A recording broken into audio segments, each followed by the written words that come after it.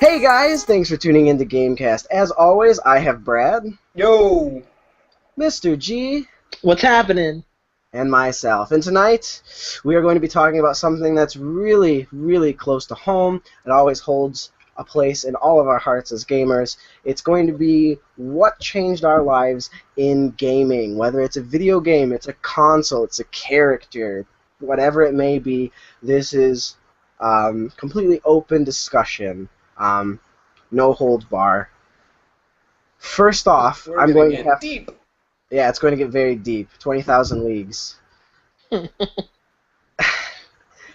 First off, I'm going to have to start by saying the game that changed my life was the first game I ever played on the N64, and it's probably pretty cliche, but it was the first game that I ever beat by myself without the help of anybody else. And it just so happens to be able to fit in one of these in a tiny cartridge in the 3DS version. Legend of Zelda Ocarina of Time for the N64 was my very first video game. I loved that game so much. It was so different when it came out, and I did play like Super Mario Bros. For the SNES, and I did play Star Fox, and I played Super Mario 64. But the Legend of Zelda offered something to me personally that wasn't available in any other game, and it's kind of the reason people play Dungeons and Dragons. They get enveloped in that in that environment and in that story and in the character they make, and it just ends up swallowing everything that you're doing right there, and you leave the world that you're in, and you're left in a magical land where there's anything possible, and that land just so happened to be Hyrule, and that hero just so happened to be Link for me. If you couldn't tell by all of the Legend of Zelda swag that I have, there's many more around my room. But Ocarina of Time is honestly my favorite game of all time, and I've played Link to the Past. I've played Legend of Zelda 2.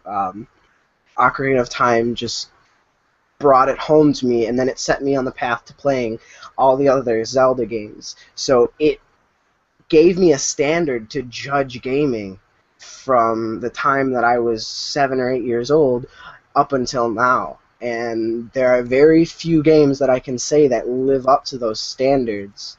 I know everybody has a game that's just lays right next to your heart. Final Fantasy VII, Ocarina of Time, Super Mario 64, whatever it is, everybody can understand that there is a game that just changes your life. And if you don't have that experience, if you don't have that game that changes your life, maybe there's one out there that's waiting to change your life. You just gotta find that specific cartridge, find that specific disc, and just fall in love with it, because there's nothing better than being able to play a game that you've beaten 12 times and still, after every instance, just keep falling in love with it every single time. I don't think I deleted my original save file. I just go to the number 2 one, and I just keep playing there.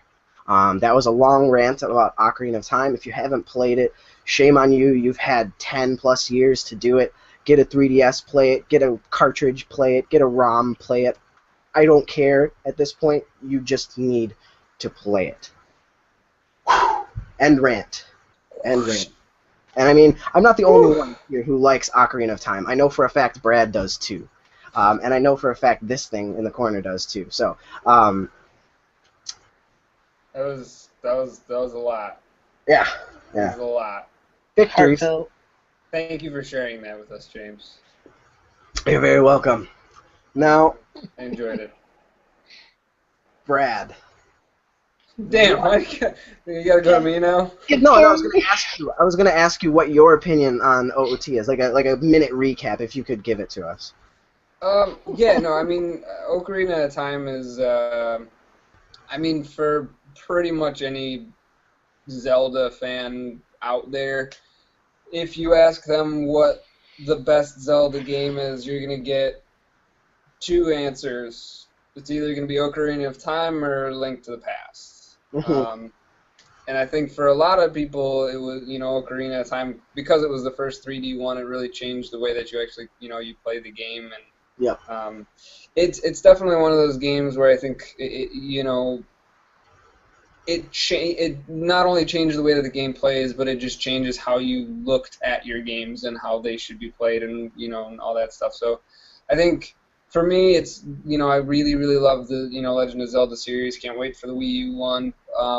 So I think it's it's definitely something that can definitely change people's lives. Especially that story and just all the different things that happen in it. It's Zelda has that thing that just it hits home with everybody at some certain aspect. So Yep. Link is that nameless hero, and Link can be you, Link can be me, Link can be called my bitch. I don't know, whatever you want to name him. He's whoever you want him to be. Or she, I guess. He's androgynous, kind of.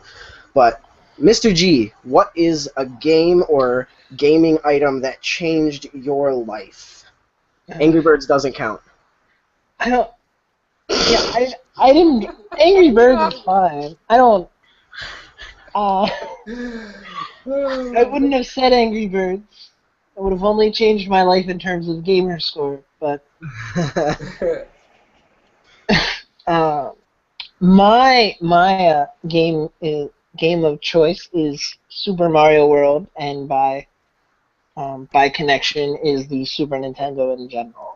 I think that was the real first experience that I've had, that I remember having in terms of gaming, was getting a Super Nintendo for the holiday season, and unwrapping it and putting in that Super Mario World cartridge. And just being like, whoa, it's an SNES. Yeah, it was an SNES, and the Super Nintendo is one of my favorite gaming consoles of all time. It was a stark I didn't have an NES, but it was a stark contrast from the NES style gameplay, and it's from the NES style graphics. It also had a very an outstanding library of games. Super Mario World, as mentioned, but it also had World War II. The Legend of Zelda: Link to the Past, as we mentioned previously. Super Mario World 2, Yoshi's Island, which is another fantastic game. Super Mario RPG. Super Mario RPG: Legend of the Seven Stars, yeah. Yes. Turtles in Time. Turtles in Time was on there. Yes. Turtles in Time. Tetris Attack. Zombies. They just had a plethora of good titles. Yeah. There was a Pac-Man one that was like Tetris, but it had Pac-Man that was really interesting. It's escaping me at the moment. I think with the SNES too, I think it was at that time when you truly started to see what we now call console wars. Yes. It's really when you actually started to see Nintendo and Sega start throwing punches. More so Sega, and then Nintendo just being like, do what you will.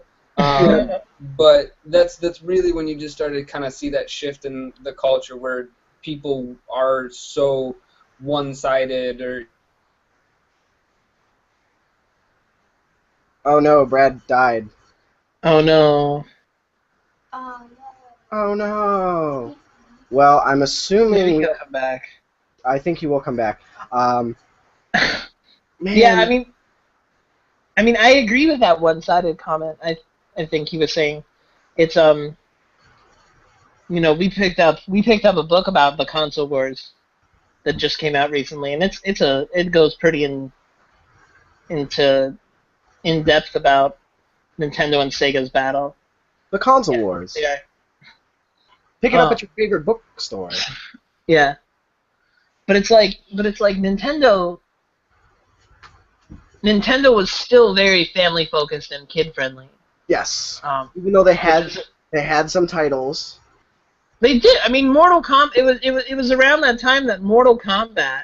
That Mortal Kombat and violence in video games started heating up as well. Yep. There was always the article about, Sega was the more manlier and violence-esque console as they allowed full blood, and that didn't go on a Nintendo console. Didn't it have Killer Instinct as well? Killer Instinct, that was on the N64. I mean, Donkey Kong. I mean, if we're talking about Rare, Donkey Kong Country, the Donkey Kong Country series, and there he is, Brad's back. Welcome back. Yeah, I don't know what happened. It just kind of went away, but I'm here. Sorry. All right. It's okay. We were just talking about how. Oh, that's me. How the SNES ended up just having a giant it has a big foothold in the door of the gaming world, and really still interrupted. Sorry. But where were you? Where was I? Yeah.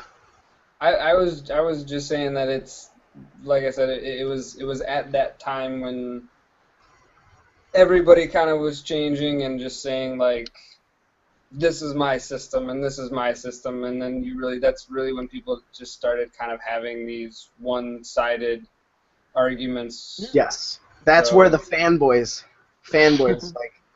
grew up. Bam! It wasn't just Star Wars and Star Trek anymore. It was Nintendo and Sega. Yeah. Well, gaming started to be taken more seriously. We sort of, while you were away, Brad, we sort of touched on the violence aspect, and it's where gaming started becoming a greater topic in discussion, and it's sort of a revitalization in essence, because as people may recall, it's video games and the video game industry essentially not died, but was on heavy life support after what's known as the 1983 crash. Yes. Yeah. And it's sort of Nintendo brought that back with the release of the Nintendo Entertainment System, and it was marketed as a toy. But as we moved into the SNES era, and Sega started competing, it started becoming more of an entertainment avenue and billed more as entertainment and getting back to those gaming roots, where you had these core experiences and core gameplay mechanics. Very, very story-driven, narrative-driven games. Yeah. That would be expanded upon later in the years until we, come to today's world. But we digressed from the overall topic. Now, Brad, do you think you can get through this without dying again? Hopefully I can get through it without dying. I might start crying because it's just so personal to me. Mm-hmm. That's not going to happen. I won't cry. So what? Maybe I will. For me, it's the game that really kind of changed things up for me was a game called Final Fantasy VIII on the PlayStation 1. I know for a lot of people, their favorite game is Final Fantasy VII in the Final Fantasy series. A lot of people like 6, but 7 for a lot of people is what got it into them.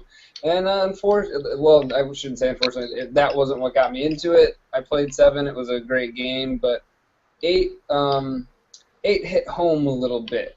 It was at a point when I was a kid. I think it was 8th. It was 7th or 8th grade or something like that. It was the summer going into 8th grade, I think, is when I played it. But I was a young kid, and I just didn't have a lot of friends. Just kind of... What's that noise? It's Mr. G. Sorry. But it just kind of came at that time when I was just I really didn't have a lot of friends, and I didn't. Yeah, I mean I basically I didn't necessarily think that I was gonna stay around for a bit. Yeah. If you know what I mean, but it was virtual hugs. But no, and it legitimately. You play the main character, Squall, and I mean you could always change his name and do whatever, but I always just kind of went with the main stuff. But he was a loner, and he kind of did everything on his own, and he thought he didn't need anybody, and that's kind of how I was when I was that age, and I just didn't think that I really needed anybody in my life, and it kind of taught me throughout the game. He kind of learns that no, you need people in your life, and there's people that are important to you, and that they're there for a reason, and that's kind of what hit me. So it was shortly after I finished playing the game, and I went through the whole thing, that I met one of my best friends that I had for a good long while, and it kind of just made me look at things in a different light. That like, hey, like, things might be bad now, but it gets better. Just as we say now. So there's there are people who are having these issues, and it speaks to something that it's just like, what, video games have a way of legitimately affecting a person's psyche. It's they can mess, they can, as much as people say that, yeah, they affect their, and they do all this violent stuff like that, but video games do a lot more good than they do evil, and I think when people are trying to be like, oh, it's video games and they're a problem, and, they create this violence, it's like, no, the video games don't create this violence. We can get into this later, but, like, we as a culture don't care about violence. It's just like we see it and we go, oh, it's something that we see every day. Oh, it's something that we see on TV. So that's a whole different discussion. But yeah, that it affected the way that I thought about myself in a positive way, and it made me want to be a better person and stick around, and and it changed my life forever, and for the better.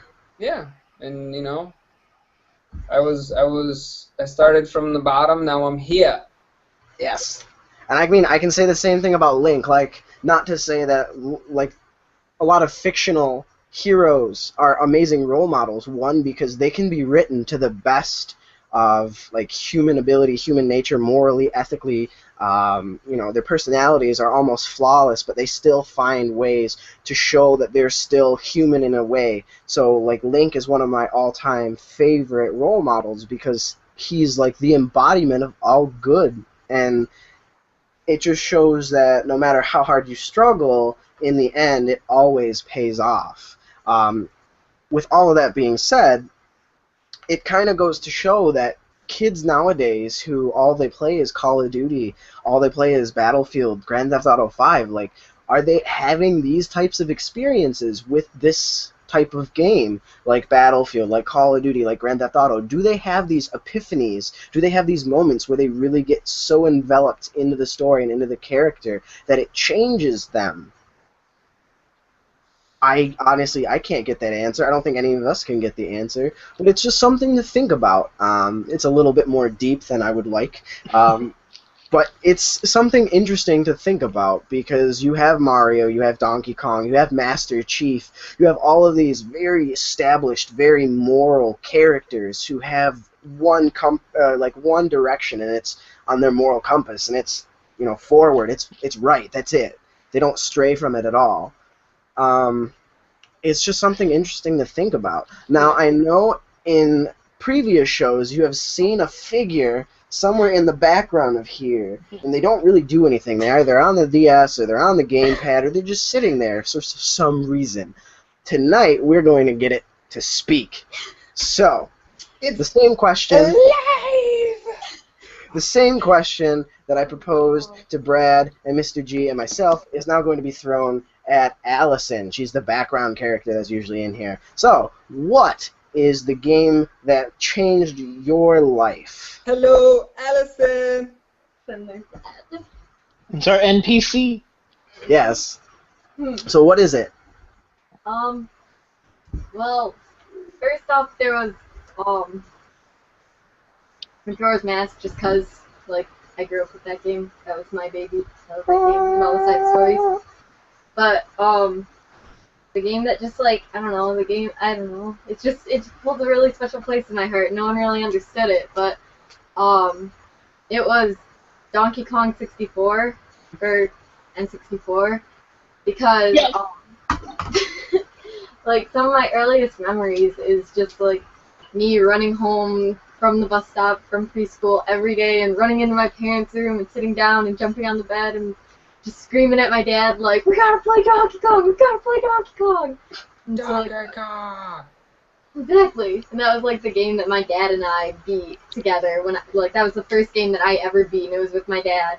And I remember one of the earliest memories that I ever have is when you unlock Diddy, like first character that you unlock. I was like, "What's this guy's name?" And he's just like, "That's Diddy Kong." And I was like, "What? No, it's not." And I started like cracking up and dying, and he just stopped and he's like, "No, it's really Diddy Kong." And I was I was like, "Oh." But it's just something like that was just like a running inside joke from when I was 4 years old. 3 years old. No, no. So video games don't necessarily have to change you profoundly. They just bring people closer together, whether it's a father to a daughter. I used to play Super Mario Bros. And Mario Kart with my dad and my brothers, and I'm sure Brad has played video games with his friends and his family at one point or another. And I don't know about Mr. G. Friends, not family. No, not family? No. Oh. Well, I played with my family and siblings and parents. yeah. Angry Birds Yeah. still doesn't count. It's not Angry Birds. Oh, sorry, Candy Crush. I hate you. No, I haven't played Candy Crush. But it doesn't Thank you have very to. much. It doesn't have to change you in the way that it's changed me or Brad. It can be something as simple as hanging out with your family or hanging out with friends. Video games are here to stay, and they're here for better or for worse, mostly for the better, unless you make the experience for the worst. Honestly, I liked the way today's discussion went. It was pretty heartfelt. It was very unscripted. And thank you, Brad, for suggesting this topic. We would like to know what games changed your life. Any game, doesn't have to be a specific, Nintendo. The theme was for me, as always. It doesn't have to be a game that's on a PlayStation, on an Xbox. It could be a game you played on the PC. What was that game that was like a point and click, but it wasn't a point and click? Myst? Something like that. Something that is just... It's totally a point and click. I don't know. Or the one where you have to actually type stuff in, and it's like, oh, you could go north, south, east, or west, and you go north, and it's like, there's a door. How do I open the door? You need a key. Where's the key? Like, it could be something like that. I don't know. Anything. A text-based adventure. That. Yeah. I want to know what it is. Comment, tweet at GameCast, find us on Facebook, email, stalk us somehow. Just, maybe not Mr. G. Don't stalk Mr. G. He'll try to get you to play Candy Crush. All those invites on Facebook are terrible. But thank you guys for watching. As always, you have Brad, Peace. Mr. G, See ya. myself, and this thing. Thank you guys for tuning in. You guys have a nice night.